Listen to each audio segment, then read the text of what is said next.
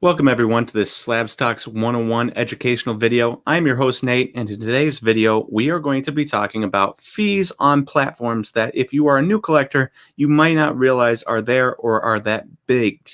And this is a major drawback to a lot of selling cards, is that sometimes you just have to factor in you're going to be losing 10%, 13%, whatever it might be when selling that card, so that if you buy a card for $25, you can't exactly sell it for $27.50 because you're going to be losing all that money in fees right away. So we're just going to be covering fees really quickly for you in this video, so that you just have a good grasp on the fees on eBay for one, StockX, and then COMC, three of the major players in the market. Not all of the players in the market, because we want to keep this video short, but three of the major ones. So first, let's cover eBay, and I'm going to be screen sharing here. So we got just regular selling fees, and you can see this nice little list, and it's got categories. Standard fees for most categories include music, records, eBay motor parts and accessories, blah, blah, blah. Then you got books, DVDs, movies, and music, business, musical instruments and gear, select clothing, shoes, and accessories. Now, baseball cards, football cards, basketball cards, they fall into the standard fees category. You'll notice first 200 listings are free, and then 35 cents per listing after that. So if you have that many listings in a month, you're going to be paying 35 cents after that. But most people do not get to 200 listings in a month. And then the maximum fee is 10%, or the fee is 10% of the final sale price. So you sell a card for $25, you're paying $2.50 in fees. You sell a card for $1,000, you're paying $100 in fees, with a maximum fee of $750. So if you are selling a card for $100,000, you're not going to be getting hit with a $10,000 fee. You'll only be hit with $750. So that's a nice way where eBay limits the amount of money they can take from you. That is a nice thing. Ways you can avoid that is by going and looking at other things. Sorry, this is not as easy as it looked to use, and that is store selling fees. So if you sell a lot, you can do store selling, and you can create a store, and then you have different things you can do. So you're looking at this, and if you pay for a starter, and if you scroll up, you see the fees. So starter, $4.95 a month yearly, basic $21.95 a month yearly, premium $60 a month, anchor $300, and enterprise is $3,000 a month. Enterprise, you have to be selling a ton of stuff. And then you see the benefits. So if you're putting a lot of stuff in, you get $250 free for the starter, and you get 30 cents extra. And then it goes to 25 cents for $250, 15 cents, and you're saving money on listing stuff. So enterprise, if you're putting fixed price stuff up, it's 5 cents a thing if you go past 100,000 sales. So that's one way you can save money, by creating a store. Obviously, it costs money up front. The fees for cards, exactly the same. It's 10%, capped at $750. So creating a store, not exactly worthwhile from the in the card for cards, but worthwhile from a fee standpoint. If you're doing more than 250 or 200 cards in a month, you'll save money there if you do a ton of cards, like Probstein type of companies. And I bet Probstein has their own thing, or their own rates worked out. So you see all that. 10%, again, $750, but you save money on listing fees. And then lastly, if you want to save money, you can go to the selling for managed payment sellers, and that is, you'll look and you'll say, what is this? 12.35% on the total amount of the sale up to $7,500. What does that mean? Why is that so much higher, 2.35%? And the reason is, managed payment seller is through eBay. You don't have to use PayPal. So if you use PayPal, you have to add on an extra 3% fee. So if you are a $100 sale, eBay takes 10%, PayPal takes 3%, and you're left with $87.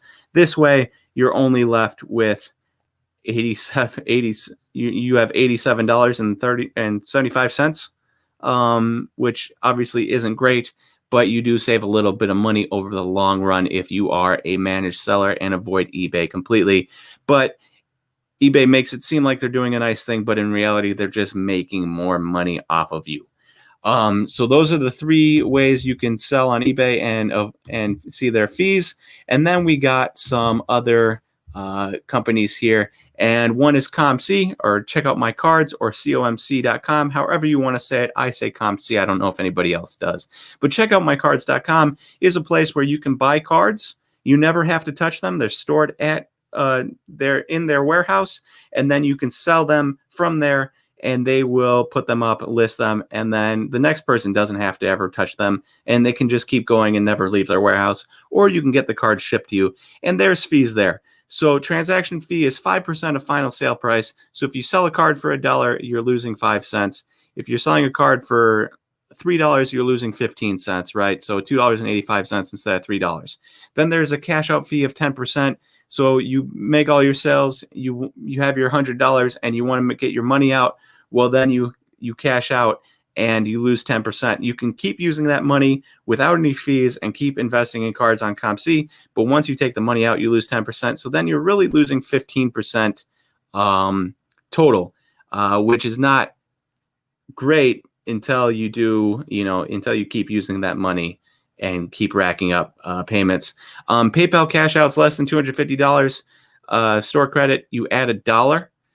Checks sent within the USA, you add $3, and checks sent outside the USA, you have to add $10 onto the fees. So if you cash out you sell some cards, you make $50. All of a sudden, you're losing $5 because of the 10% fees, even though you lost another 5% already. And then you're losing another $1 because it's under $250. So a decent amount of fees there, but it is a COMC is a cool kind of scenario where you don't ever have to touch the cards and they're protected for you.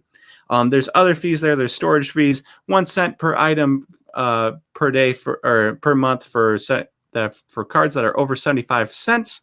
And then storage is free for any item under 75 cents, and those are billed at the beginning of each month. So if you have 10 cards and they're all over 75 cents, they will charge you 10 cents at the beginning of the month. Obviously, not a huge fee, but a nice little way for COMC to make a little bit of money. And then they have enhanced security fees. It only applies to items with a list price of more than $50. It's 1 cent per $1,000 in total list price per day. So if you have $1,000 worth of inventory on cards that are $50 or more, then you will be charged 1 cent per day, and that is also billed at the beginning of each month. So that could add up pretty quickly. Obviously, you're only paying 30 cents every $1,000, but if you have a lot of money in there, COMC is getting a lot of free money. And then StockX is the final one, and they have a flat 3% payment processing fee along with tiered fees. So if you are level 1 seller on StockX, you're a 9.5% transaction fee. If you're a level 2 seller on StockX, you're a 9% transaction fee. A level 3 seller, 8.5%, and level 4 seller, 8% transaction fee. How you get to those levels is you have no sales level 1, 3 sales level 2, 30 sales level 3, or $10,000 worth of stuff sold, and level 4 is 100 sales or $25,000 worth of stuff sold. Obviously, if you add the 3% in with the other fees, the top fee you can pay is 12.5%, whereas eBay, the top fee would be 13% with PayPal and eBay 10% fee combined. That being said, still kind of expensive for a non-eBay. I would pay the 0.5% more and guarantee myself all of the cards that eBay has. And I would definitely guarantee myself the eBay fees over the COMC fees. They've got nice features like not having to touch the cards and being able to reinvest the money before you take out the fees, but still a pretty significant amount of money there, 15%. So those are just a couple of the fees that exist in the world of cards that you might not know about if you are a new investor in the card market that you should be aware of before investing. Thank you for listening to this SlabStox 101 video, and I will talk to you again next time.